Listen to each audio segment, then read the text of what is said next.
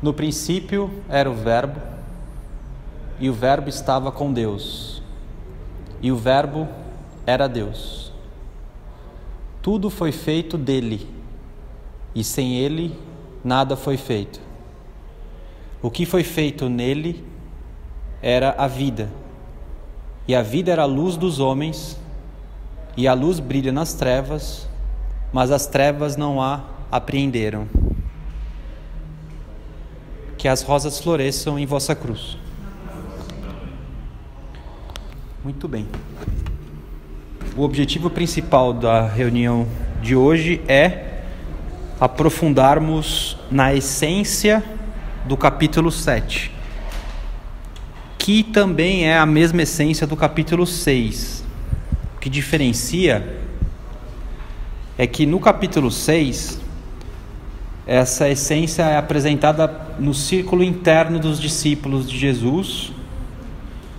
Dentre os discípulos, nenhum permanece.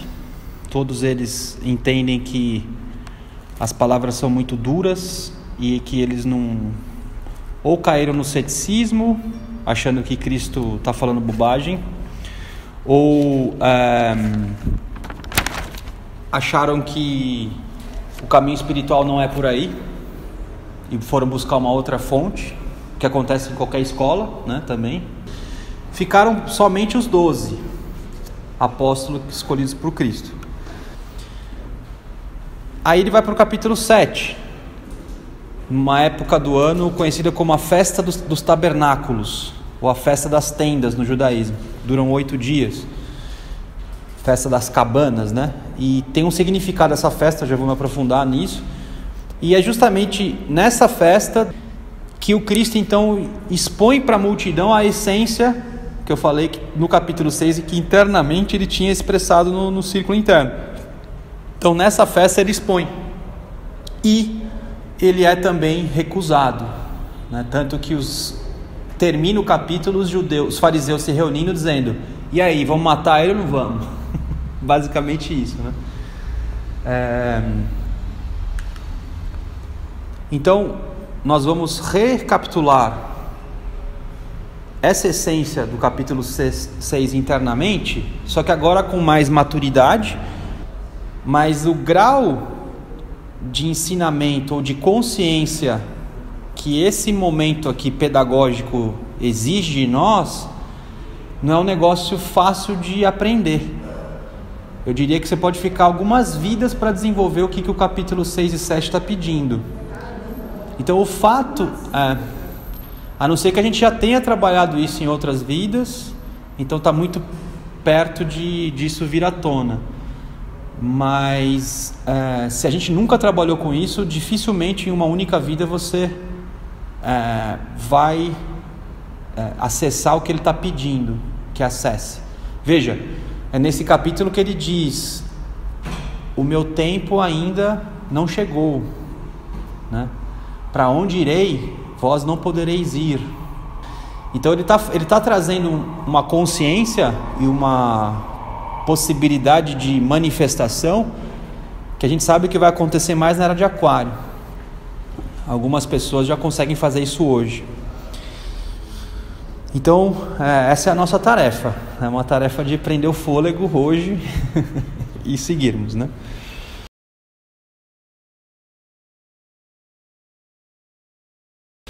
Bem, embora o Evangelho possa ser trabalhado pedaço por pedaço, e cada pedaço que você separa você pode aprofundar, nós estamos fazendo a pedagogia do contínuo.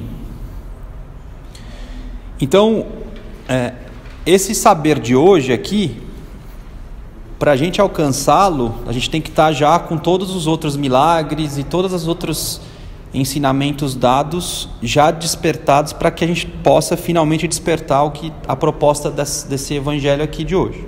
Aí São Pedro vira, né, e fala: Senhor, a quem iremos? Tens palavras de vida eterna, e nós cremos e reconhecemos que és o Santo de Deus. A chave da essência do capítulo 6 e 7 está nessa frase aqui, ó. Nós cremos e reconhecemos. É isso aqui que é a alma ou o espírito desse ensinamento. Essa é a fórmula iniciática. Nós cremos e reconhecemos. O crer e reconhecer te remete à parábola do bom pastor, em que ovelhas que não são humanas, são bichos, ou seja, pela lógica, o sistema nervoso delas, cérebro, né, que é o órgão responsável pela captação sensorial do mundo externo, é muito inferior ao sistema nervoso humano. Mesmo assim, elas, numa hierarquia inferior, são os nossos irmãos menores, com recurso corporal mais rudimentar na evolução, elas conseguem identificar a voz do pastor e seguir o pastor, e sabem quando a voz não é do pastor.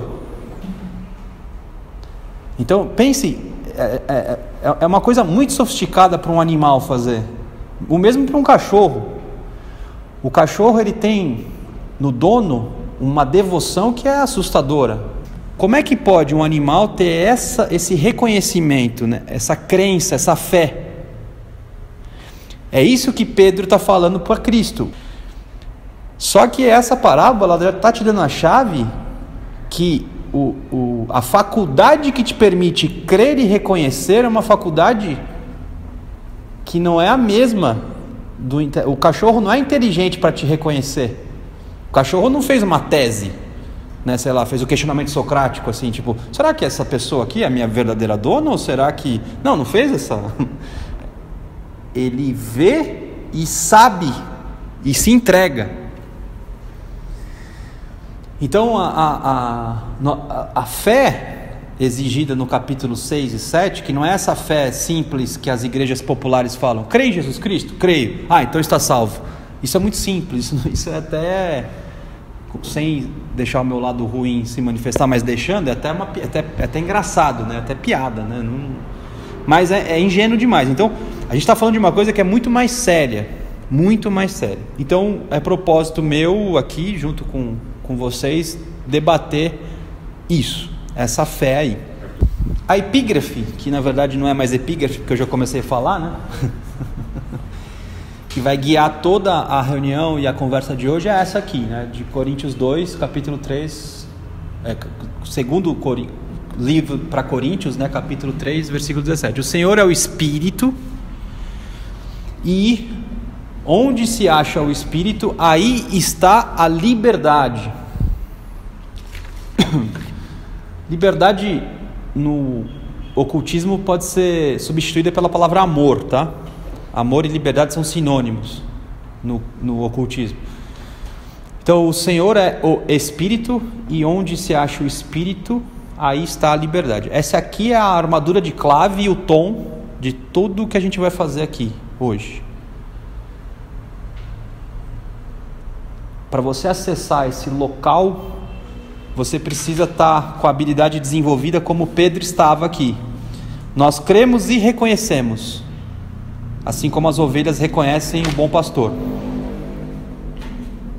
Eu preciso falar da alma do quarto milagre do Evangelho de João e a alma do quinto milagre.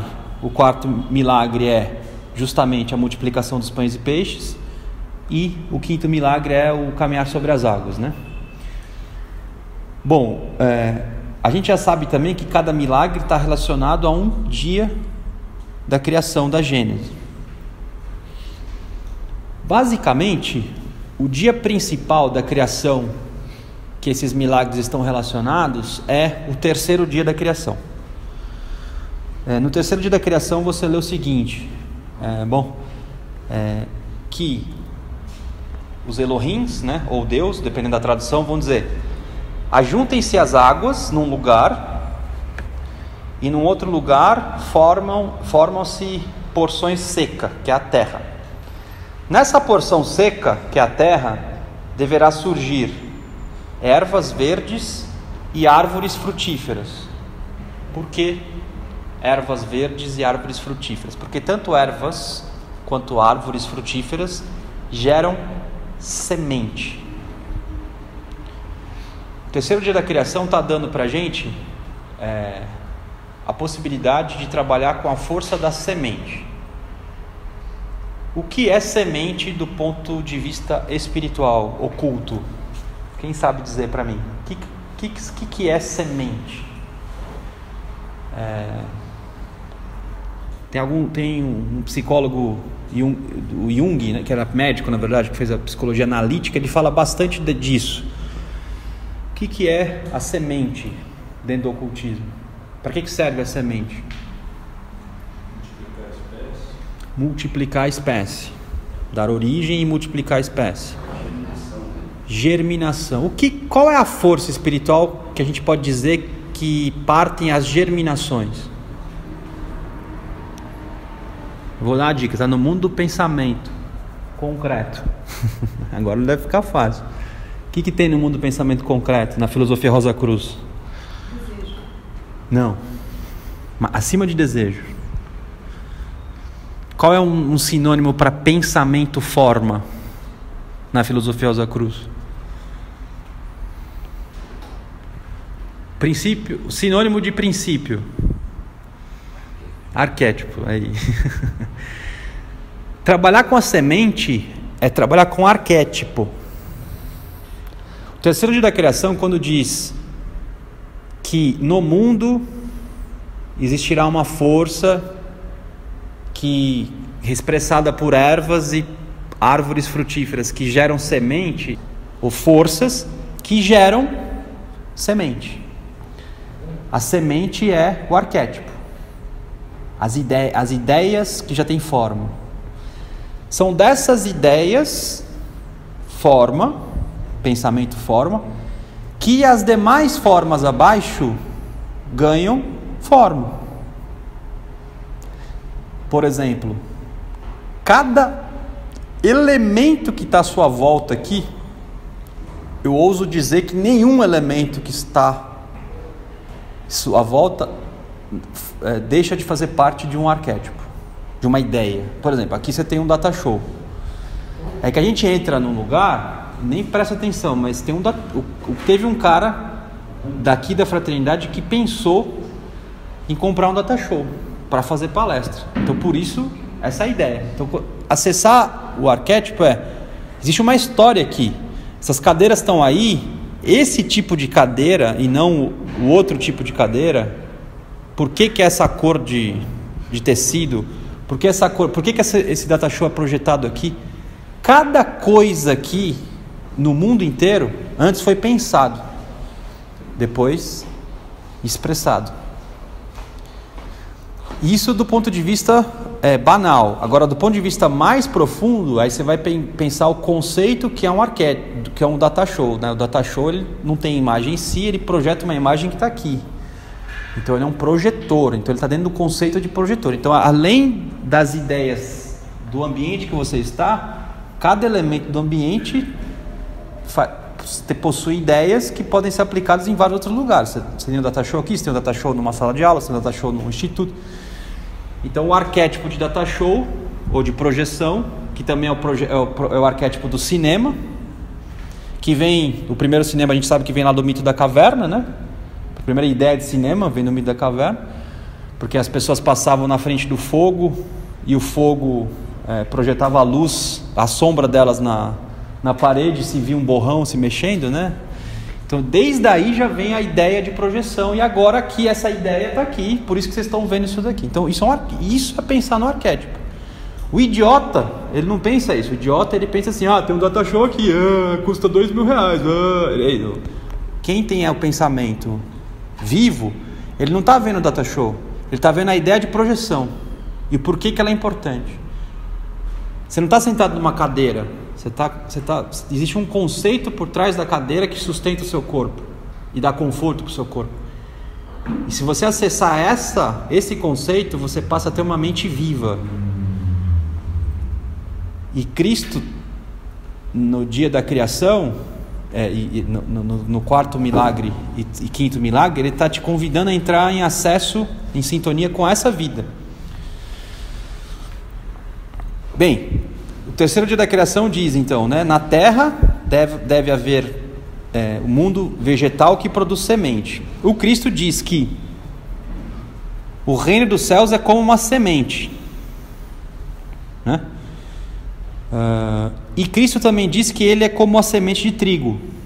Ele deve morrer, a semente de trigo deve morrer para que uma árvore surja e dê frutos e alimente o povo. Quando Cristo então multiplica os pães e os peixes, e eu estou dizendo para vocês que ele multiplicou os pães e os peixes porque ele acessou a força dos arquétipos dado no terceiro dia da criação, e é por isso então que ele pode multiplicar os pães e os peixes. A única forma de você fazer uma multiplicação desse tipo, você tem que acessar a força do arquétipo. Como que vocês acham que é possível fazer isso? Basicamente, quando você acessa o arquétipo, você pode acessar as forças invisíveis que nutrem e vitalizam a forma química, e ou acessar as forças invisíveis que dão origem para aquela forma física. Então, o acesso ao arquétipo, você pode ter duas funções: as forças invisíveis que mantêm aquilo vivo, ou seja, aquilo que vitaliza, como também a força invisível que dá origem para aquilo. O arquétipo tem essas duas finalidades. Então, quando o auxiliar invisível, ele acessa isso para poder chegar lá e fazer a cura, através da tinta que vocês escrevem lá, e eu também. Bom, primeiro, o que é um arquétipo, né? Se você quer acessar o arquétipo, você tem que saber o que é, né? O que é um arquétipo? O que ele faz?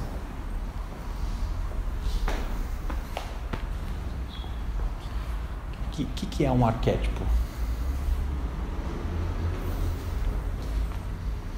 Dentro do ocultismo, né? O que é um arquétipo?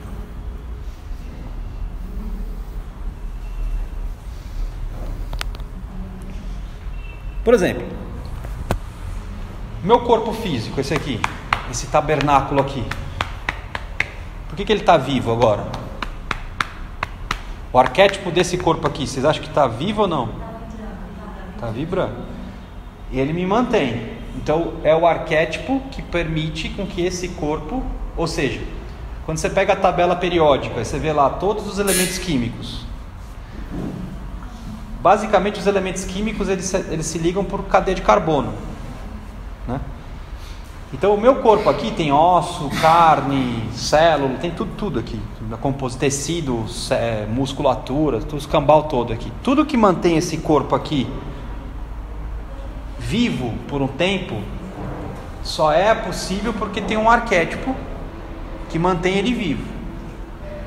Se esse arquétipo romper, o que acontece com esse corpo aqui? As cadeias de carbono, elas começam a se desfazer e eu começo a degenerar, morrer. Aquela coisa, o corpo não degenera, o cara não apodrece. Então quando o cara apodrece, o arquétipo não rompeu. Então o que é um arquétipo? O arquétipo é o responsável por dar forma. Mas é mais do que o DNA. Ele é o DNA, só que é um DNA vivo, né? O DNA seria uma expressão do arquétipo, né? Sim. Seria uma expressão inferior do arquétipo. É a primeira ideia daquela forma? Não, é a ideia mais material química daquela forma. Não é chula, ela é tão importante quanto, mas ela é... Sim. Ela é a expressão química melhor do arquétipo seria o DNA. Eu tenho que perguntar agora, já que está falando que ele dissolve, né? Você não tem... Cristo, o corpo de Jesus, quando morreu, Cristo, como ele tem acesso aos arquétipos, o corpo dele dissolveu, né? Não, mas ali ele dissolveu por outro motivo, mas ele dissolveu por outro motivo ali. Ali é porque os elementos da tabela periódica não davam conta da vibração do arquétipo dele. Por isso que Cristo se afastava. Ele se ausentava, né? Para poder dar uma... Na verdade não era para descansar só, era para pegar matéria-prima do espaço para... Mais densa. Em algum lugar, eu imagino uma cadeia, uma escada onde a gente vê uma ponta o fenômeno, que é químico, material. Acima, estamos tratando com o númeno. Sim. E ele se liga de alguma maneira a um arquétipo. Deve ter mais alguns níveis aí. E em alguma ponta deve ter o verbo e no fim, lá no topo, a vontade do Pai. Sim, perfeito. Né? Enfim, uma Em uníssono, Uhum. A dissonância dessa cadeia seriam as doenças. Né? Isso. Só que, para nós, a gente para no arquétipo. Para além do arquétipo, que seria aí o verbo e a vontade de Deus, isso é só um sonho para nós. É só um... A gente para no arquétipo porque é o que... A gente não chega nem no éter, né? A gente não chega nem no éter. Éter químico, né? A gente não vê direito, entendeu? O negócio está feio, então... Mas está corretíssimo.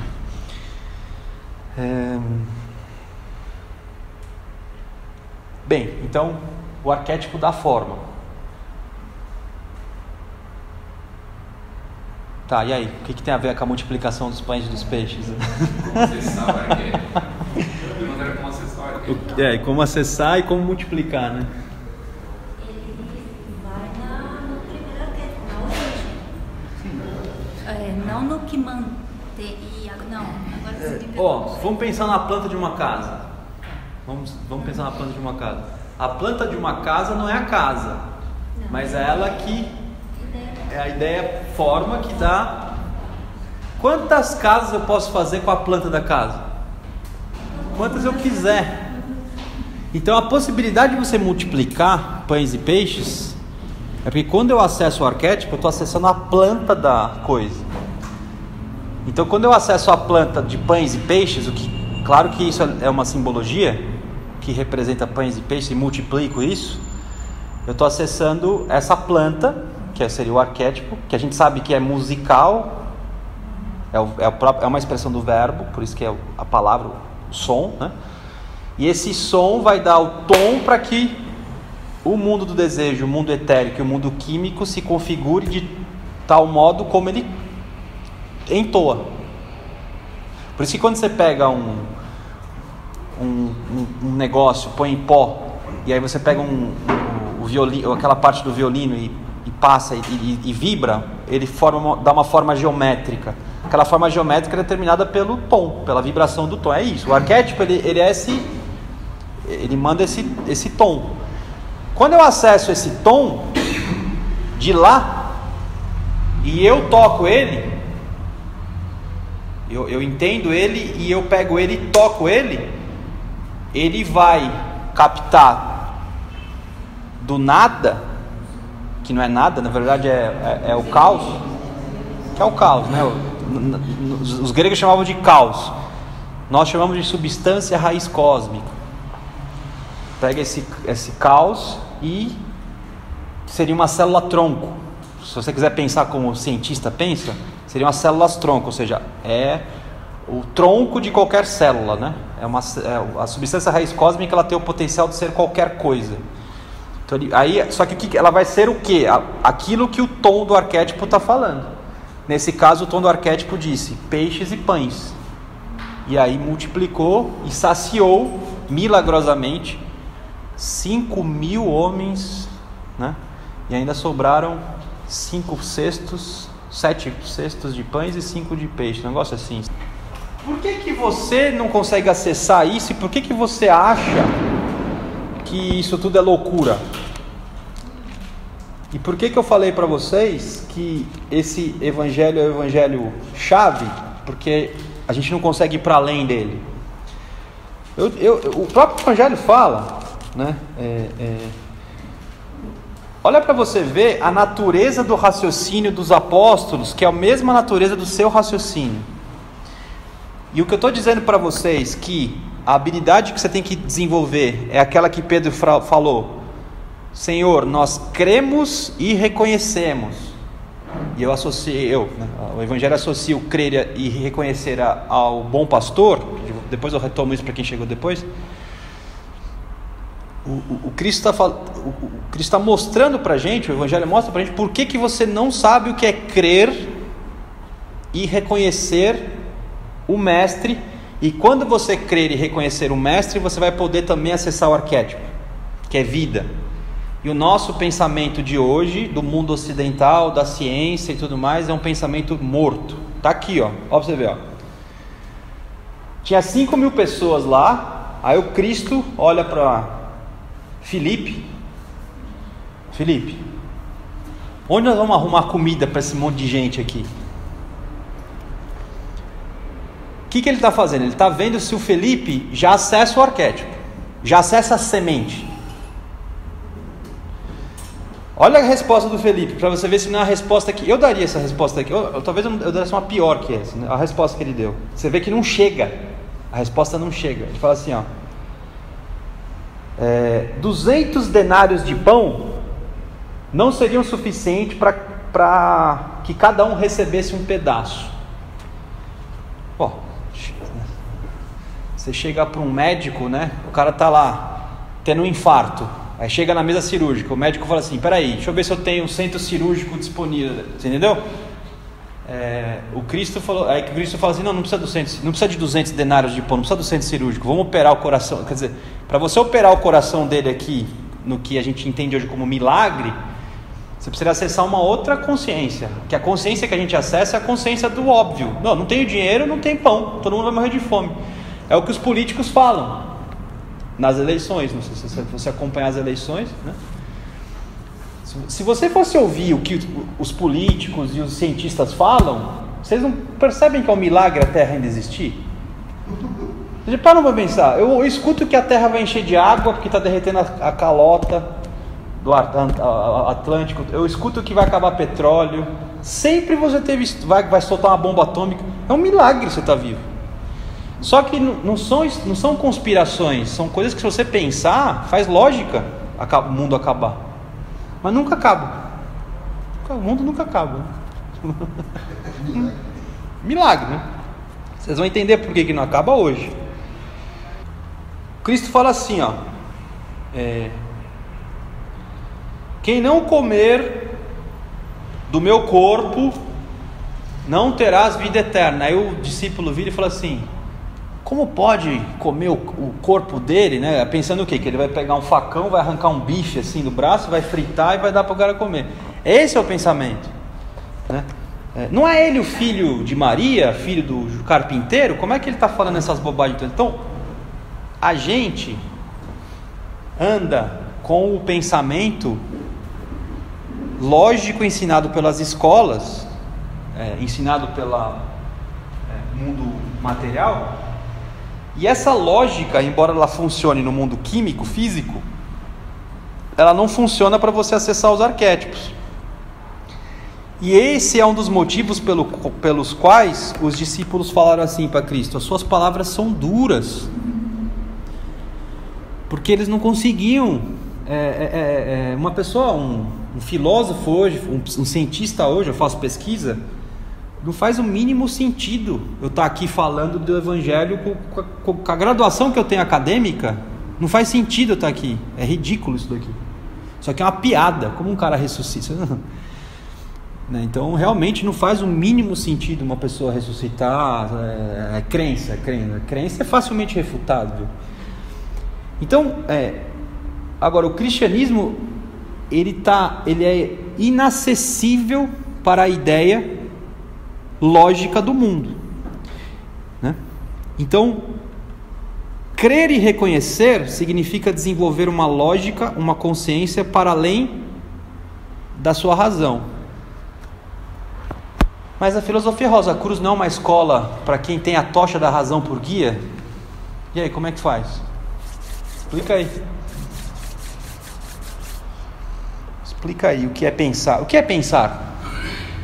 O que é pensar? O que é filosofar? É possível pensar sem amor? Sim, o abstrato. O abstrato não tem amor? Não. É frio. O concreto tem, o abstrato que não tem. O abstrato está acima, já faz parte do ego, dos mundos dos espíritos. Falta essa ferramenta. Não pensar com a mente concreta. consciência mais abstrata. A consciência abstrata, ela é possível ser operada sem amor? Pega a palavra filosofia. O que significa? A palavra filosofia, ela já dá a liga Rosa Cruz. Ela já dá.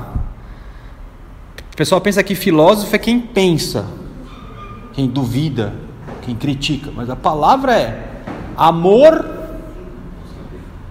Amor. Não tem filosofia sem amor.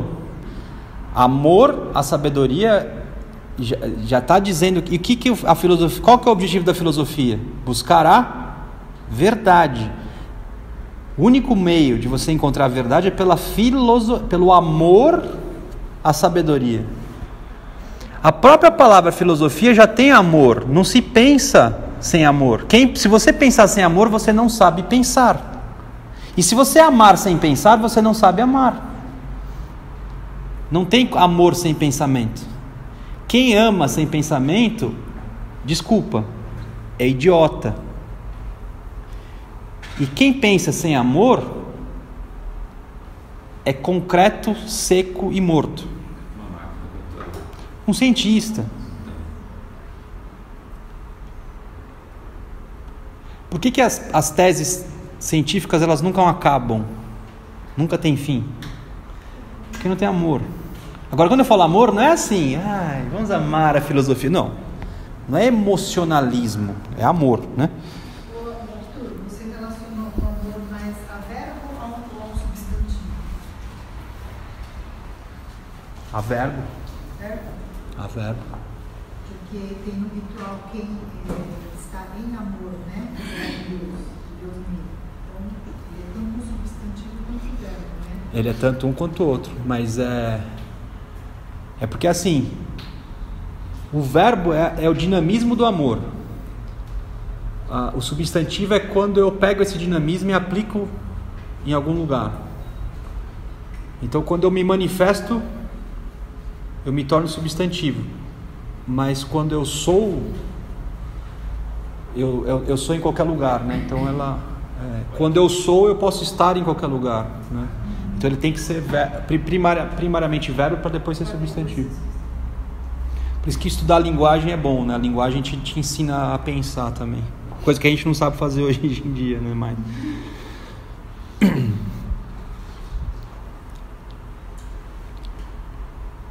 Bom, deixa eu continuar aqui, porque tem muita coisa, é muito fácil se perder.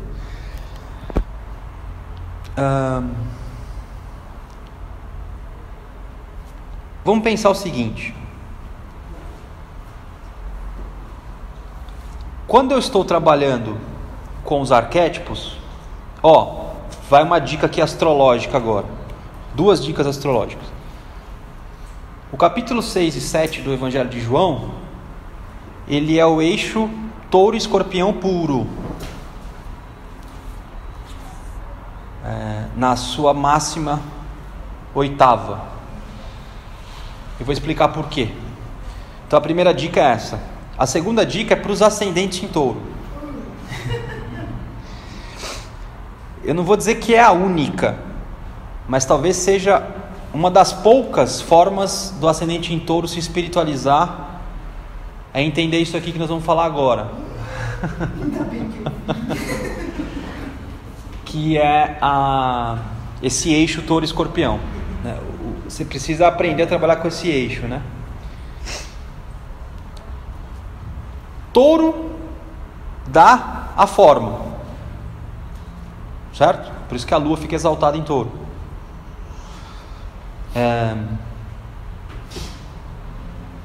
Touro dá a forma física. Escorpião faz o que com a forma física? Desforma. Touro forma, escorpião desforma. Quando eu desformo a forma, não é deformo, é desformo. Deformar é doença. Desformar é quebrar o arquétipo. Escorpião quebra o arquétipo, ou rompe o arquétipo. Então, touro sustenta o arquétipo. A casa da morte, 8ª casa, destrói o arquétipo. Então, a forma sustentada por touro se decompõe. O que sobra dessa forma desformada por escorpião? Vai para uma oitava acima. Nessa oitava acima, touro age e vai formar o arquétipo que formava a forma. Então você tem touro na forma física, escorpião destrói a forma. Aí você vai para um nível acima, você encontra o quê? A outra forma, a forma a essência da forma. A essência da forma, ela tem uma forma, que é a forma essencial. Isso também é touro. Que eu acessei, que seria a fênix, né? Eu acessei essa ave, essa essência, por escorpião que desformou, mas essa forma que se reúne na essência é touro que reúne, só que no espírito. Aí escorpião vem e destrói o arquétipo. De novo. Quando eu destruo o arquétipo, surge uma essência da essência. Quem deu a ideia para o arquétipo? Quem formou o arquétipo? Um espírito. Esse espírito vai tomar forma de espírito, que a gente não sabe qual é. Essa forma de espírito é dada por touro de novo, numa oitava do espírito. E quando eu destruo, aí vem escorpião e destrói o espírito. E quando eu destruo o espírito, eu chego no absoluto, onde não tem mais nenhum nem outro, os dois ficam juntos. Então, a única forma do taurino de ascendente deixar de ser materialista é se ele seguir esse caminho que eu acabei de dizer que é.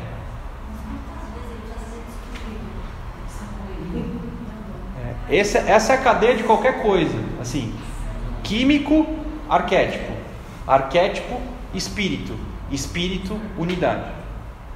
Vai. Ha! Acabou já? Tá aqui, ó.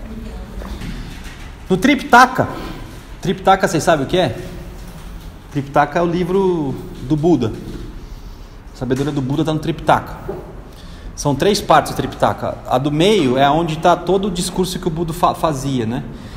E lá tem algumas sugestões de meditação, de treino budista. E uma das treinos que existe é para pessoas que são extremamente materialistas e apegadas à forma. Sabe que tipo de meditação que você dá para esse tipo de gente, segundo o Buda? Você convida ele a pegar corpos em decomposição, não necessariamente de seres humanos, mas corpos em decomposição, e põe a pessoa a meditar enquanto o corpo se decompõe, para ele chegar na essência da transformação. Porque daí, exatamente, porque meditar vendo essa força da natureza, que é o Pai, né, que devolve para o caos, né, vai fazê-lo desapegar da matéria. Essa é uma tese budista. O pessoal acha que budismo vamos meditar, mindfulness. Vai lá. Os caras acham que é fácil ser religioso, né? Pagou, filho, vira tudo fácil. Tudo fácil. Tem grana. Não estou falando que é ruim fazer mindfulness, não estou falando isso. Estou falando só que as coisas são mais sérias e mais profundas, né? O capítulo 7, então, vai retomar essa essência da semente, né? Só que não é a semente em si, mas a força que eu preciso ter em mim para acessar a semente. E essa força, Pedro expressou ela como: Senhor, cremos e reconhecemos que Tu és o Messias, o Santo de Deus. Então, cremos e reconhecemos. A Bíblia então chama isso de fé. A força então que eu preciso ter para acessar a semente é a fé, não é o intelecto que a gente usa para tudo.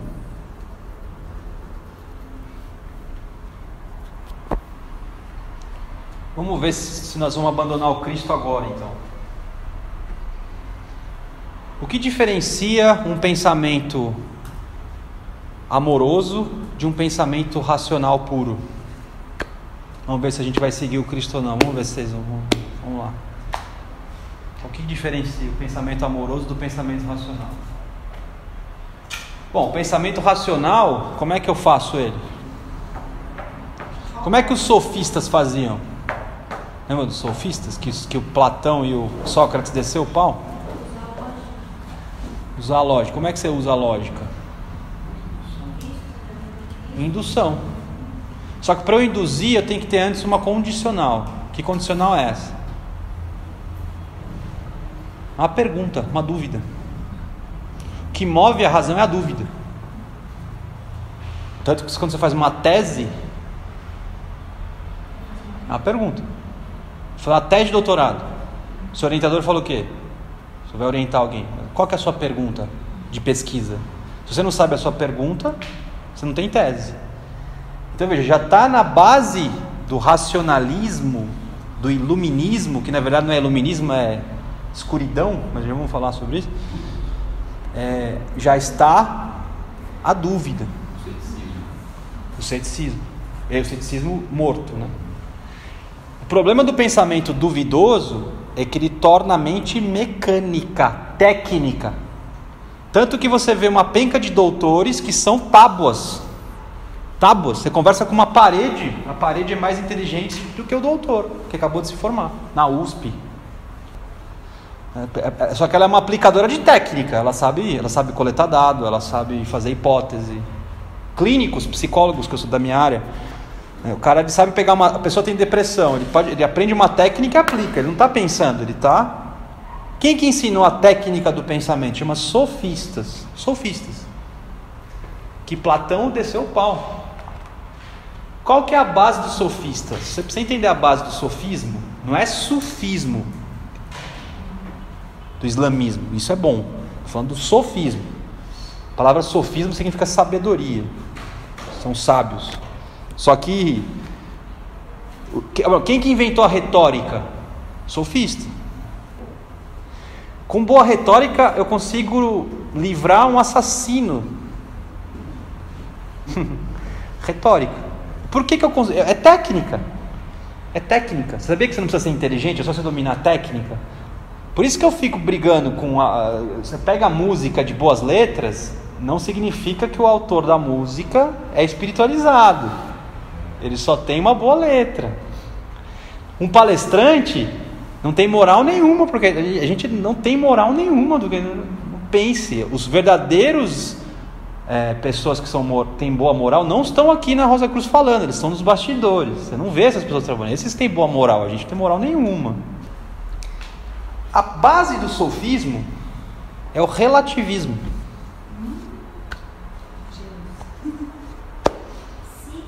Sim. Vê de outro ponto de vista.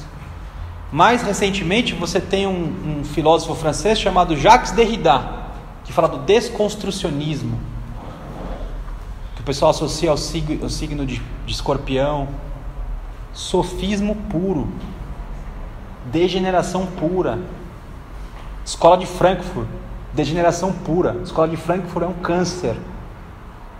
Escola de Frankfurt é câncer. Tem gente que presta culto à Escola de Frankfurt. Relativismo puro. Pegar verdades espirituais, arquetípicas e relativizar com intelecto retórico pleno. Teses. Técnica cartesiana, René Descartes. Degeneração pura. Empirismo. Empirismo, não existe nada inato. John Locke, tábula rasa. Nasci branco. Somente o que os meus 5 sentidos e o meu mundo interno, o meu subjetivismo experimenta é a verdade. Então o que eu faço com isso? Eu inauguro para a sociedade o centro do subjetivismo. Sofismo. Hoje em dia, né? Na minha opinião, ninguém quer saber a minha opinião, a sua. Você tem que estudar. Só que se você fala isso daqui na sociedade de hoje, que é o arquê, acesso ao arquê, que é o princípio antes, sabe o que você vai ouvir? Essa palavra é dura. Quem pode escutá-la? Isso, aí o Cristo vira, isso vos escandaliza? E quando virdes o Filho do Homem subir onde estava antes, no princípio? Aí os caras falaram, Cristo, acho que o senhor é muito radical, o senhor é nazista, fascista, não quero mais você, e foram embora. É esse o ponto que o espiritualismo ele vai exigir, e se você não entender isso, você não vai acessar o arquê, né? Porque na lógica, você está sempre baseado na lógica. E qual que é o problema? A partir do sofismo, do relativismo, se vocês quiserem entender o sofismo, o relativismo, estuda um cara chamado Protágoras, é o pai do sofismo. Desde a filosofia moderna, do iluminismo, que como eu falei, na verdade era a escuridão, o que aconteceu com o homem? O homem ocidental passou a crer que o alfa e o ômega é o racionalismo. Pela razão eu descobrirei a verdade. Pela razão eu descobrirei o que está escuro, por isso iluminismo. Pela razão eu consigo estabelecer relação de causa e efeito e dominar a natureza. Então, conseguimos pelo iluminismo dar uma ênfase plena para o racionalismo. Hoje, por que a razão é central? Por causa do racionalismo. Só que a verdade do Cristo está além do racionalismo. E você hoje, quando encarna aqui no Ocidente, você é formatado a usar a sua razão para tudo. E o cristianismo está pedindo para que você desenvolva habilidades para além da razão. Na verdade, primeiro você tem que desenvolver a razão. Porque, nem na era de Aquário, é elemento ar. A pessoa vai ter que ter mas razão não é racionalismo. Sim. Razão é aquela história do verdadeira razão, que é o amor. Pensar com amor. Porque Aquário também é amor, né? Universal. Então, une as duas coisas. Isso. O problema é que no iluminismo não é a razão, é o racionalismo. Relação de causa e efeito, sujeito e objeto, método cartesiano. Como você faz ciência hoje, como você desenvolve conhecimento hoje. Isso tudo é legal, é correto. Não estou falando que é errado. Eu estou falando que nós não estamos entrando no eixo moral aqui. Aqui não é igreja para dizer que é certo e errado. Quem diz isso é a igreja, a gente não fala isso. Estou dizendo que essa habilidade ela é boa para viver no mundo. Para ser cristão, verdadeiramente, pelo racionalismo você não chega. Você vai ter que desenvolver uma outra habilidade, que é uma habilidade que São Paulo descreve assim: a sabedoria de Deus é o quê?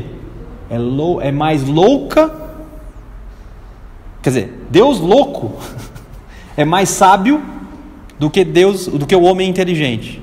A sabedoria de Deus para o homem racional é loucura.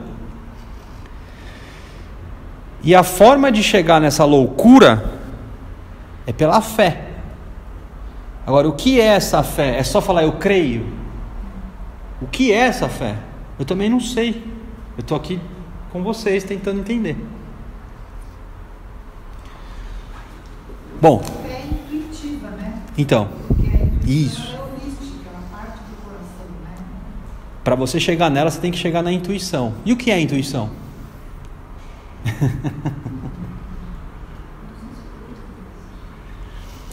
Existe uma definição para o Bergson, fala.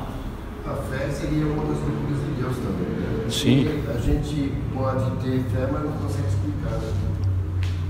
Eu acho que o ser humano nenhum consegue ter uma fé plena também. É meio complicado, né? A intuição, segundo Henri Bergson, é o seguinte. Eu vou fazer uma pergunta, porque talvez pela pergunta socrática vocês chegam na resposta. O que diferencia a intuição de instinto? Se você diferenciar isso, você entende o que é intuição. Instinto é inato. Intuição está além da razão. Intuição está além da razão. A intuição acontece. O instinto não? Então, o instinto já é seu, né, Nato? Você já tem aquele instinto, a sensibilidade de rastrear,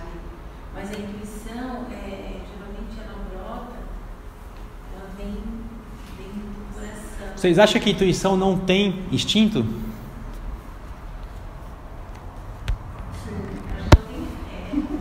A intuição ela é uma percepção e uma visão do invisível, né? Dos mundos espirituais. Né? Você acha que eu preciso de instinto ou não para ter intuição? Para chegar na visão para além? Eu preciso ter razão para ter intuição? Segundo Henri Bergson, intuição é a soma do que você tem de mais primitivo, que é o instinto, com o que você tem de mais sofisticado, que é a inteligência. A síntese das duas coisas gera intuição. Entendo que é instinto e inteligência para poder concordar. Depois o cara estudou muito para poder falar isso. Então, você pode não concordar. Existe a doxa, existe a episteme. Né? A episteme, entenda o que é. Esse conseguiu o achismo dele? Dele? Não. O Henri Bergson é um dos caras bastante sérios. Né? Achismo é nosso. Nós é que estamos achando. Nós não ficamos nem 5 minutos dedicados à intuição e ao instinto para poder falar que ele está errado. Ele ficou a vida inteira. Quanto tempo da sua vida você ficou debruçado para entender a intuição? Verdadeiramente. Sério, sincero. Se você não fez isso, você não sabe. Então, é esse o ponto aqui, que as palavras de Cristo são duras. Essa maritaca interna que fica... Silencia isso. Por isso que o silêncio é importante. Nós não sabemos o que é. Então vamos atrás. Eu disse que o Henri Bergson disse isso. É um repertório. Tem outros. Faz um sentido. Agora vocês vão atrás. Parece que é natural pensar que os animais têm instinto animal. Gente, o instinto é premonição pura. Eu não preciso ver um leão. O leão está ali embaixo. Eu tenho sensores que não cerebrais que me diz que tem perigo. E aí quando eu jogo a razão para esse instinto, eu entendo uma coisa. Eu entendo, porque o instinto não tem entendimento. O instinto é primitivo, é puro. Ele é puro, ele é ligado. Mas quando tem uma intuição, se você joga lá para a razão, não, a verdadeira razão, não o racional. A gente joga com o racionalismo, por isso que você mata ela. O racionalismo mata o instinto. O racionalismo mata a premonição. O racionalismo joga assim: será que isso aqui é verdade? Você pergunta, eu já estou na dúvida. A verdadeira razão não duvida, o racionalismo duvida. A verdadeira razão não conclui. Quem conclui é o racionalismo. Pela razão, se você concluir algo, entendi. Você não foi intuitivo e nem pensou. Você usou o seu intelecto, você foi um intelectual. Ou melhor, você foi um intelectualoide, que rima com debiloide. Né? Esse é o intelectual. Entendi. Entendi o que você falou. Debiloide. E eu também sou um debiloide. A verdadeira razão você não conclui nada. A verdadeira razão você constata, percebe. A verdadeira razão é um órgão sensorial. A intuição é um sentido que capta o que está no mundo espiritual. A razão infere, promove um saber que vem de mim, que não presta. A intuição, o saber vai além de mim, transcende a mim mesmo. É a vida que está que está mais em mim do que eu mesmo estou em mim. É um órgão sensorial a intuição. A ligação entre as glândulas pituitária e pineal, que é feita pela castidade, que é a visão espiritual. Por isso que ela é um órgão sensorial. Isso é intuição. Intuição não é uma faculdade, é um órgão sensorial. Que é uma faculdade, talvez. A visão talvez seja uma faculdade. A audição talvez seja uma faculdade, não sei. Então, é essa intuição que a gente tem que desenvolver pela fé. Ou é a intuição que me faz gerar fé? É a fé que me... É vivendo pela fé. Por exemplo, você já teve alguma revelação assim, clara? Você já teve alguma, tipo assim, igual Santo Agostinho teve? Sei lá, Paulo de Tarso teve, estava andando em Damasco, bum, aparece o Cristo e fala: Saulo, Saulo, por que me persegue? Já teve alguma revelação assim? Porque se eu tiver uma revelação dessa, eu passo a crer. Então eu tenho um insight, uma luz interior, insight, bum, vi, logo eu passo a viver com fé naquilo. Ou eu primeiro tenho que ter fé, e tendo fé, o insight aparece. Mas como diferenciar a intuição com o psiquismo? Não. Psiquismo, histeria... Excelente pergunta. Não tem, eu já fui pé no peito falando, não, porque na verdade é que não tem nada a ver uma coisa com a outra, mas a gente confunde. Então a Luana colocou num ponto importante. Como diferenciar insight de histeria? Parece fácil diferenciar, mas não é. Como diferenciar uma revelação espiritual que está para além de mim de uma carência psicológica?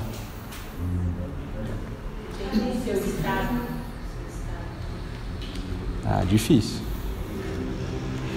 Grande parte de nós teve carências ou psiquismos e achamos que estamos tendo revelações espirituais, sabia? Como fica o seu estado emocional?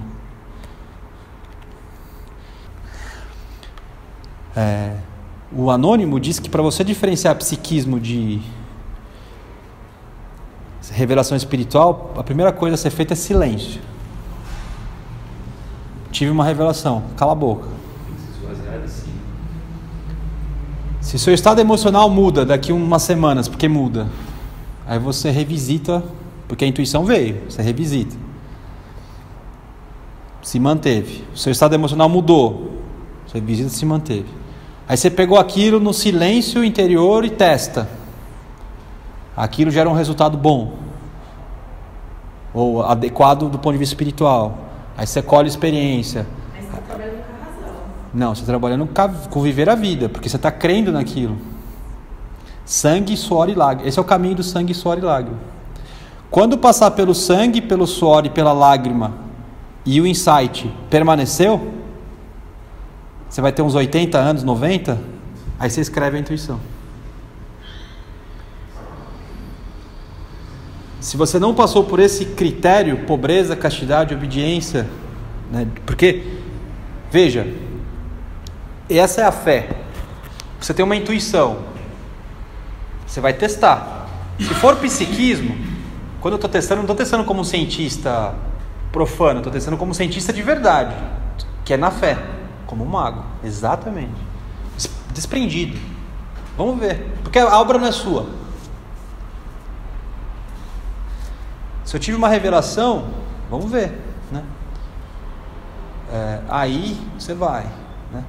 E aí é interessante, porque uma das formas de você também ver se funciona é se você começa a operar alguma coisa e aí você se retira e as pessoas envolvidas continuam a operar aquilo começa a crescer, independente de você. Isso é uma prova de que aquilo é um insight de verdade, não você. Não é uma das formas que eu estou falando, né, que pode existir. E aí você vai testando, vai. E aí se testar como mago e sobreviver. Agora, você vê como a gente não faz, né? A gente às vezes tem insight e nem testa, né? Vai só... Normalmente a gente tem um insight e fala assim: ai, tive uma intuição. Aí você vai lá, liga para alguém, dá um abraço em alguém, dá meia hora, você nem lembra. Ou 2 dias, né? Nem lembra. Vocês nunca foram viajar? Aí você encontrou um homem e uma mulher nessa viagem. Aí você passou 2 semanas em Paris com ela, assim, ou em algum lugar com ela, assim, você ficou, nossa, achei o amor da minha vida, achei a pessoa, ela se combina comigo. Aí passa 2, 3 meses, isso era intuição espiritual, que Deus te revelou o amor da sua metade da laranja, né? Sabe aquela metade na época lemúrica que caía assim, será que essa outra metade que caía? Ou era psiquismo?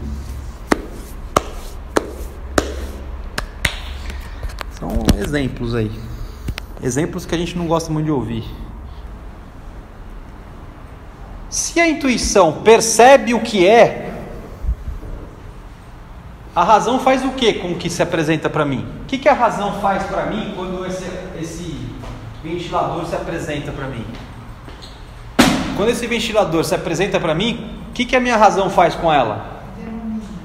Denomina. Eu e tu, do Martin Buber. Como que eu denomino isso? Ventilador. O que mais que eu denomino? Roda, gira, rápido. Descreve. Analisa. Resfria, né? Emite vento, pode fazer pessoas ter frio, pessoas espirrar, é 220, é 110, tem um mecanismo, sei lá do que aqui, um motorzinho. Isso é o que? É intelecto ou intuição? Intelecto. Só que para a sabedoria do mundo eu não sou culto, porque eu sei sobre. O Cristo está falando que isso é sabedoria morta. O que é sabedoria viva? Acessar o arquétipo de ventilador. Como que eu acesso o arquétipo do ventilador?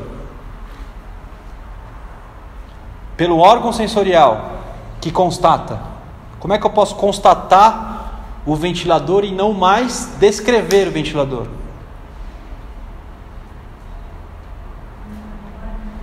Aí não dá, né?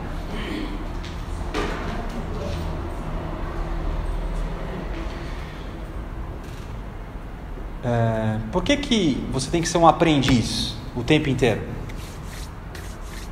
Quando alguém se apresenta para você, por que você tem que ser um aprendiz? Você tem que estar aberto. O que é estar aberto? Sem ideias fixas, como o mago. Manter o pensamento fluídico, né? Fluídico. Então, se eu te vejo e já colo um conceito, até para eu ter segurança de onde eu estou, com quem que eu estou falando, como me portar, eu estou na razão morta. Se eu encontro você e fico na expectativa, na prontidão de saber o que vai acontecer, uma coisa inteiramente nova ali, original, nova. Quando você se manifestar, eu estou constatando quem você é e o que você é e como você está. E nessa constatação eu posso verdadeiramente entender e perceber você. Eu estou mais perto da vida. Então a gente não faz isso. Esse é o tu do Martin Buber, eu e tu, né? É muito mais do que isso, mas esse é o primeiro passo.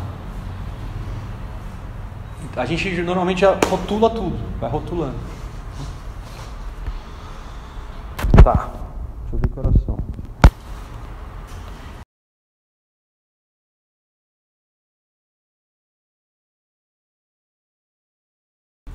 Cristo está na festa do tabernáculo, lembrando que somos peregrinos e a verdade está em outro lugar. Então ele fala o mesmo o tempo inteiro aqui, né? Ele fala assim, né? Não falo por mim, mas falo por aquele que me mandou. Então ele vai falando o tempo inteiro que não é ele, mas ele está ali porque tem uma verdade espiritual maior do que ele. Então eu não vou entrar nesses pormenores, porque depois vocês podem chegar aqui, mas a chave tanto do capítulo 6 quanto do capítulo 7, ele está dizendo para você o quê? O que eu estou falando faz parte de um outro plano, e nesse outro plano estão as forças que vitalizam o que se vê e que dão origem ao que se vê. Se você acessar essas forças, você não mais conhecerá a morte. Para você acessar isso, você precisa de fé. E ele finaliza assim, né? Vós me procurareis e não me encontrareis, e onde eu estou, vós não podeis vir, né? E aí um cara pergunta assim, né? Para onde ele irá que não poderemos encontrar? Olha o raciocínio morto. Irá por acaso aos dispersos entre os gregos para ensinar na Grécia?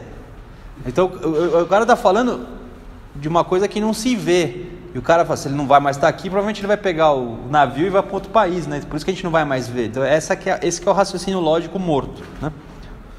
Para não falar burro, né? Então, enfim, o tempo inteiro você vê o contraste de uma inteligência que o Cristo propõe e as respostas dos discípulos, dos fariseus e de quem quer que seja que esteja ali, mostrando um raciocínio morto, que é o raciocínio que nós temos, um raciocínio morto, né? Bom, dito isso, que é a parte menos profunda, nós vamos para a parte mais profunda, que é agora a fé. Eu abri a reunião de hoje falando assim: o propósito desse momento aqui, dessa palestra, dessa reunião, é entrar em relação com a essência do capítulo 6 e 7. E a essência do capítulo 6 e 7 é desenvolver uma faculdade, que nós mais ou menos concluímos aqui, que é um órgão sensorial que constata coisas que vem da intuição. O espírito, o que está oculto, essas forças arquetípicas, essas forças que vitalizam. E quando eu vejo isso, a minha consciência se desconecta da árvore do conhecimento enquanto centralidade, mas você não deixa de usar a árvore do conhecimento, você continua usando a árvore do conhecimento, mas você tira ela do centro, coloca ela onde ela tem que estar e coloca no centro uma outra árvore, a árvore da vida. Então você troca a árvore do conhecimento pela árvore da vida. Quando eu acesso a árvore da vida, ou árvore sefirótica, árvore na Cabala sefirótica, eu não mais morrerei. Então eu tenho a vida eterna, eu tenho a ressurreição, que é o propósito do cristianismo. Do ponto de vista da realidade horizontal, eu chego na eternidade pelo amor. Do ponto de vista da verticalidade, como eu chego na eternidade? Também, mas o amor da verticalidade me faz desenvolver uma coisa que eu preciso. É a castidade. Para eu acessar, por isso que os puros verão a Deus. Então a pureza que me faz acessar a eternidade vertical. E a eternidade horizontal é o amor. Agora, quando Cristo multiplica os pães e os peixes, ele faz uma coisa antes de multiplicar. O que os apóstolos falam que ele faz? Tem uma fórmula aí. A fórmula de você poder operar com o arquétipo. Que a gente tenta fazer em todo ritual. Todo ritual a gente faz essa fórmula. Não, o que a concentração faz? A concentração pela concentração, qual que é o propósito da concentração? Que na verdade não é uma concentração, é uma oração, né?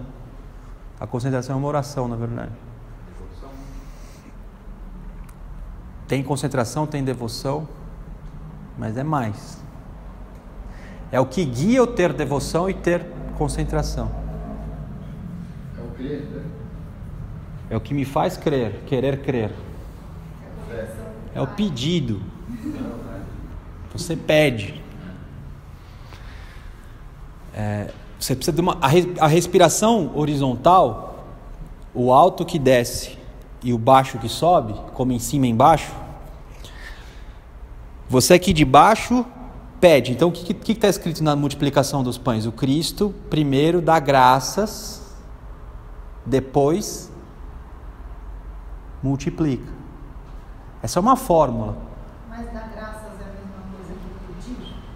Dar graças é agradecer, pedir é agradecer. Fica parecendo fazer pedido. Não, pedir espiritualmente falando. Fiat voluntas tua, né? Não fiat voluntas mea e nem fiat voluntas nostra, né? Fiat voluntas tua. Faça feita a vossa vontade. Na verdade, ele se conecta com o Pai. Então, mas para você se conectar com o Pai, você tem que se pedir, né? É o ato de pedir, que é o que a gente faz a concentração, pedido no ritual. Por quem pede auxílio de cura. Você pede por essas pessoas, né? Então, quando você pede, aí no ritual de cura, o ritual fala, né? A forma pensamento por ele criado sobe até o mundo do espírito de vida, é vivificada e desce. Esse é o segredo de todos os milagres que a história registra. A pessoa que orava fazia-o com intenso fervor. Então, para você acessar essa vida que não é o raciocínio morto, você tem que ter esse fervor. Porque daí você acessa o arquétipo e o arquétipo devolve. Por isso que o Cristo não sobe aqui na festa dos tabernáculos. Ele fala assim: vão vocês, eu vou ficar aqui. Só que quando eles chegam lá, pum, ele aparece no meio da galera assim, e começa a pregar. Porque ele se materializa, né? Ele vem de cima para baixo. Se ele fosse de baixo para cima, seria um outro movimento. Ele faz um movimento de cima para baixo. Ele é a graça. Até certo ponto eles pediram para ele. E eles pediram, ele é o Messias. A gente está pedindo o tempo inteiro. Só que aí ele vem e fala a verdade do Messias. Aí o pessoal fala: é muita coisa, vamos matar esse cara é louco, né? Vamos matar esse cara. Então, por isso que ele veio para os seus e os seus não o receberam, não reconheceram. É pesado, cara. Porque é a gente que não reconhece, né? Não são eles, somos nós, né? Então Oi. A gente não reconhece porque a gente não é capaz. Não porque não é a gente capaz. Não tem estrutura para reconhecer. Isso, falta de imaturidade, né? É que nem pedir para uma criança falar, né? Ela está balbuciando, né?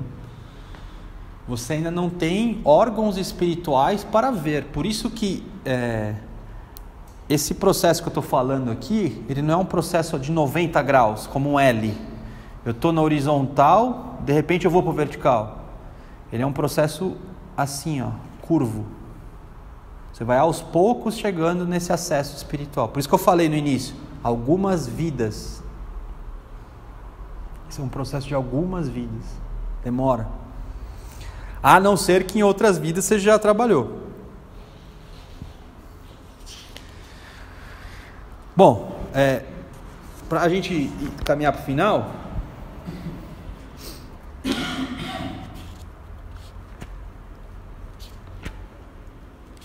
existem os 3 votos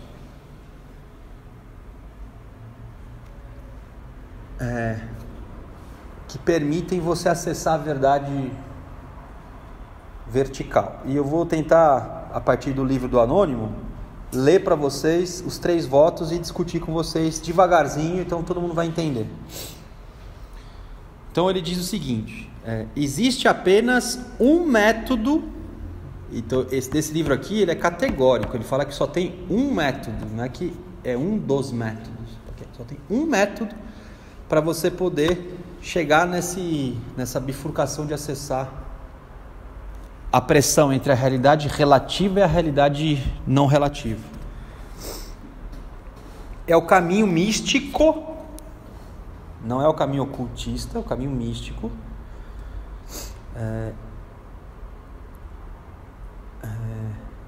Dos 3 votos sagrados, né? Ou dos 3 votos tradicionais: obediência, pobreza e castidade. A obediência imobiliza a vontade de grandeza do coração. Então, respondendo a sua questão, você já leu sobre os 7 pecados capitais? Por mais que nós sejamos incompetentes, no sentido de não estarmos maduros, não temos estruturas para entender o que o Cristo quer, existe um lado nosso também caído. E que a culpa não é dos espíritos de Lúcifer, a culpa é nossa. Não fica delegando a culpa para os coitados, porque os coitados fizeram o que eles tinham que fazer e já foram embora. A gente é que fica aqui. Todos nós temos vontade de grandeza de coração. Todos nós. Se você acha que você não tem vontade de grandeza de coração, vaidade, vontade de poder, é que você ainda não se conhece profundamente. Se você se conhecer profundamente, você sabe que você tem essa vontade. Então, para eu eliminar a mão grande espiritual, ter fama, poder espiritual, eu tenho que ter obediência. Voto 1. Voto 2, pobreza. Porque a pobreza imobiliza o desejo de apossar-se e guardar o que a mão direita pega da mão esquerda. Aquele famoso parábola. O que sua mão direita faz, que a sua mão esquerda não saiba. Como que eu não lembro? Uma mão não sabe o que a outra faz, né? É o famoso mostrar para todo mundo também, né?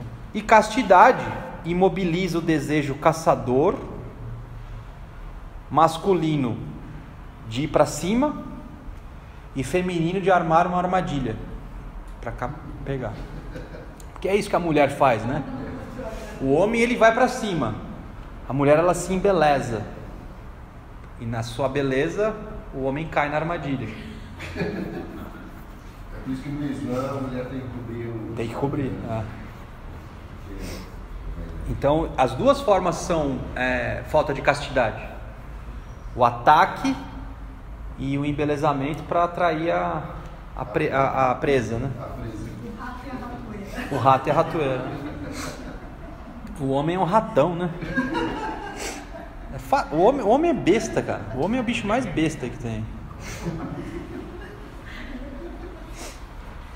O voto da obediência é a prática do silêncio dos desejos, das emoções e da imaginação pessoal diante da consciência e da razão. Vou repetir. O voto da obediência é a prática do silêncio dos desejos, das emoções e da imaginação pessoal diante da consciência e da razão. É a primazia do ideal sobre o aparente. Festa do tabernáculo.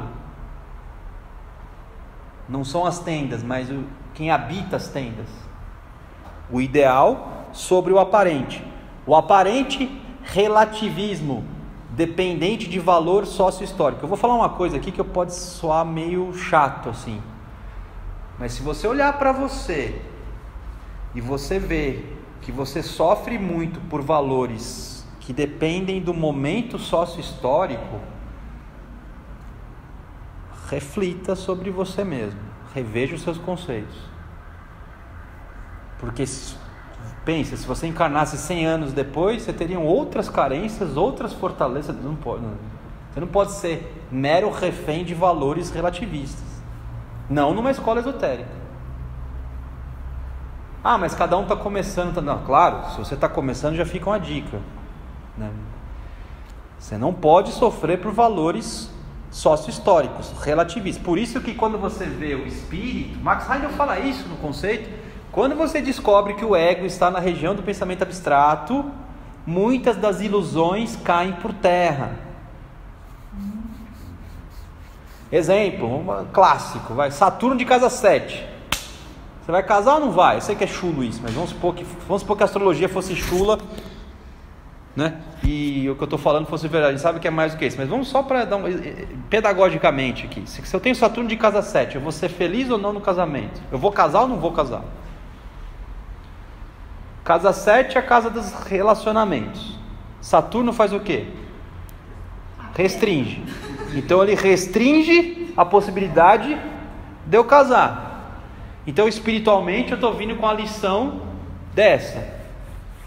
Só que no momento sócio-histórico que eu nasci, é legal não ficar pra titia, é legal não ficar pra titio, é legal ter alguém, e se eu não tiver alguém eu serei miserável. Só que o seu tema espiritual, eu estou falando, foca em outra coisa, E você fica lá. até morrer miserável porque você não tem ninguém para casar. Sabe o que vai acontecer quando você morrer? Nada, não evoluiu porra nenhuma, volta na próxima encarnação, agora com Saturno e Plutão e em oposição, não sei lá o que, para aprender, sabe? Então, só que lógico, essas palavras são duras, né? Essas palavras são duras.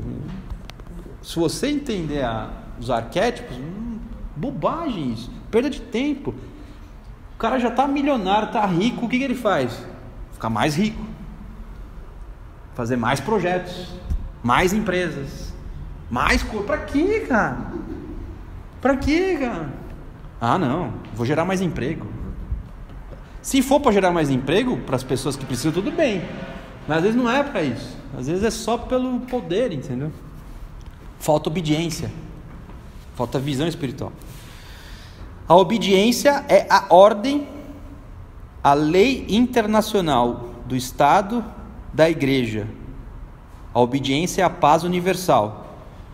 A verdadeira obediência é o contrário da tirania e da escravidão. A obediência tem na sua raiz o amor, que decorre a fé e a confiança. O que está em cima serve para o que está embaixo, o que está embaixo obedece o que está em cima. A obediência é a conclusão do reconhecimento da existência de algo superior. Quem reconhece a Deus, obedece.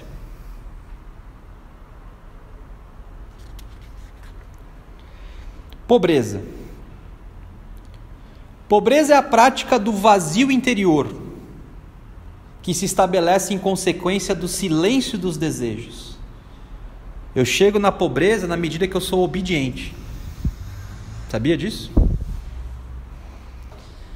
Quando eu tenho silêncio dos desejos, das emoções e das imaginações pessoais,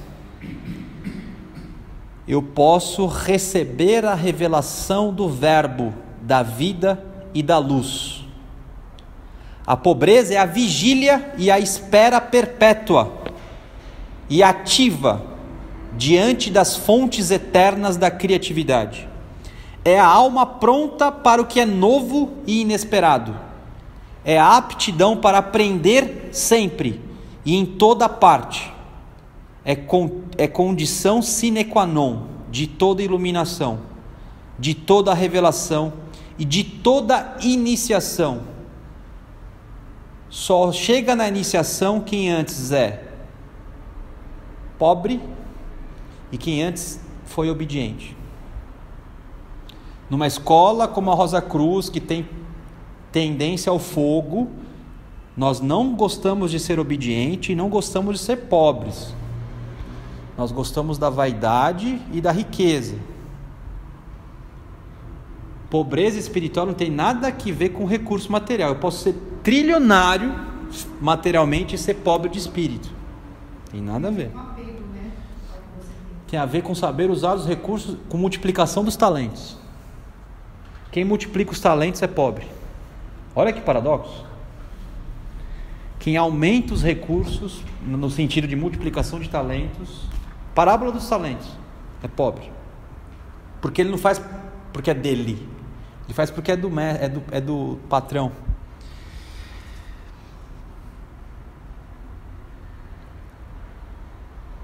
Eis um pequeno conto que mostra maravilhosamente o sentido prático da pobreza espiritual. 4 irmãos puseram-se uma vez a caminho à procura de um tesouro maior. Depois de uma semana, chegaram a uma montanha de minério de ferro. Uma montanha toda de minério de ferro, exclamou um deles. Eis o tesouro que procurávamos. 4 irmãos. Mas os outros 3 disseram: este não é o maior tesouro. E continuaram a viagem, ao passo que o outro irmão permaneceu na montanha de ferro. Agora ele era rico e os outros eram pobres como antes. Um mês mais tarde, chegaram a um campo coberto de pedras esverdeadas e amareladas. É cobre, gritou um dos 3 irmãos. É o tesouro que procurávamos. Mas os outros 2 irmãos não pensaram assim. ele permaneceu no campo e se tornou rico, um rico proprietário de uma mina de cobre, ao passo que os outros 2 continuaram a caminho com sua pobreza. Depois de 1 ano, chegaram a um vale cheio de pedras de brilho esbranquiçado. Prata, um deles exclamou: eis que finalmente o tesouro que procurávamos. Mas o outro irmão sacudiu a cabeça e continuou a andar, enquanto seu irmão permaneceu no lugar como rico proprietário de mina de prata. 7 anos mais tarde, o último chegou a um lugar pedregoso, deserto e árido, totalmente diferente dos outros. E exausto, sentou-se. Foi então que percebeu que as pedras em volta brilhavam, eram ouro. Esse ficou o mais rico de todos. Decifrem esse conto aí, que você vai entender a pobreza, o que é pobreza. Sentou-se no campo mais infértil, aparentemente, e internamente, era o que tinha mais riqueza. Esse é o sentido prático da pobreza. O que é oculto, que é o verdadeiro maná que desceu do céu? O que é oculto, que é o verdadeiro pão, que quem comer nunca mais terá fome? Por fim, o voto de castidade significa a colocação em prática da resolução de viver segundo a lei solar, sem ambição e sem indiferença. Decifre esse paradoxo. Como eu posso viver sem ser indiferente, porém não ter um pingo de ambição? Esse é um paradoxo. Porque a virtude é enfadonha e o vício aborrecido. Mas o que não é nem enfadonho, nem aborrecido, é o que vem do fundo do coração. O fundo do coração é o amor. O coração só vive quando ama. Ele é então como o sol. É a castidade. É o estado do ser humano no qual o coração, tornando solar, é o centro da gravidade. Em outros termos, a castidade é o estado do ser humano no qual o centro, chamado no esoterismo ocidental lótus de 12 pétalas, é despertado e se torna o sol do sistema planetário microcosmos. A prática da castidade não diz respeito unicamente ao domínio sexual, mas também a todos os outros domínios nos quais é possível escolher entre a lei solar e todas as espécies de embriaguez da obscuridade. Assim, por exemplo, o fanatismo é um pecado contra a castidade, porque é uma corrente tenebrosa e dominadora. A Revolução Francesa foi uma orgia de embriaguez coletiva perversa, como foi também a Revolução Russa. O nacionalismo da Alemanha de Hitler é também uma forma de embriaguez que afoga a consciência do coração, sendo, portanto, incompatível com o ideal da castidade. Percebam por que eu desço o pau na escola de Frankfurt? Que a gente vê irmãos nossos falando bem da escola de Frankfurt, que os grandes gênios visionários viveram na escola de Frankfurt. A escola de Frankfurt tem o ideal socialista, fazer a revolução através da cultura, não através da revolução de classe. Revolução de classe, quem queria eram os marxistas originais. A escola de Frankfurt é sofisticada. A escola de Frankfurt faz uma música com letra divina para você entender ela e aderir e ser socialista e nem saber que você é socialista. Você é socialista e nem sabe que é socialista. Sabia? E esse é o perigo da escola de Frankfurt, né?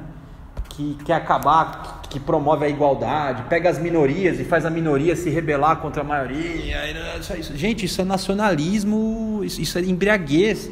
Espiritualismo está além disso. Se você está na escola ortodoxa, você não pode fazer revolução. Isso afoga a consciência do coração, sendo incompatível com a castidade. A prática da castidade imobiliza as tendências de caçador, como eu já falei, do lado masculino, e de armadilha do ponto de vista feminino. Por fim, esses 3 votos constituem, pois, o único modo conhecido e indispensável para se chegar na quinta chaga. Quem tem a quinta chaga enxerga a realidade vertical, horizontal, em que a realidade é relativa, dependendo do momento sócio-histórico, e vê a realidade vertical, em que ela é absoluta.